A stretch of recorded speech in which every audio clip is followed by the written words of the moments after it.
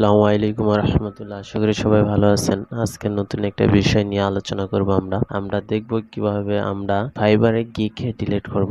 আমরা অনেক সময় ফাইবার গিকে ডিলিট করতে গেলে ডিলিট করতে পারি না। কোথায় থেকে ডিলিট করব, কিভাবে ডিলিট করব, এটা খুব সহজে আমরা আজকে দেখব। তো চলেন আমরা শুরু। প্রথমে আমরা চলে যাব আমাদের ফাইবার প্রোফাইলে। আমাদের প্রোফাইলটা এভাবে শো করবে। আমাদের যেই প্রোফাইলে যত গিগ আছে এখানে অ্যাক্টিভ গিকে দেখানোর পর এখানে আমরা যদি যে গিগটা ডিলিট করব, আমরা সেই গিগের এখানে গেলে এখানে থ্রি ডট একটা অপশন পাবো। তো থ্রি ডটে যদি আমরা ক্লিক করি এখানে বেশ কয়েকটা অপশন পাবো। তার মধ্যে একদম যে শেষে যে অপশনটা আছে আমরা এখানে ক্লিক করব। তো এখানে ক্লিক করার পর আমাদের গিগটা এখানে চলে আসবে। এখানে আমাদের গিগটা আসার পর আমরা আবার একটু চেক করে নেব যে আমাদের এই গিগটাই কিনা, আমরা একটু শিওর হয়ে নেব। এরপর আমরা এখানে ডান দিকে একটা বাটন আছে, আমরা এখানে ক্লিক করব। এখানে ক্লিক করার পর এখানে বেশ কয়েকটা অপশন পাবো। তার মধ্যে ডিলেট নামে একটা অপশন আছে। তো আমরা যদি এখানে ডিলেট অপশনে ক্লিক করি আমাদের ফাইবার থেকে এটা শিওর হইতে চাইতেছে আসলে কি আমরা গিগটা ডিলিট করতে চাইতেছি কিনা। তো আমরা এখানে ওকে ক্লিক করে দেব। তো ওকে ক্লিক করার পর এখানে দেখেন আমাদের গিগ কিন্তু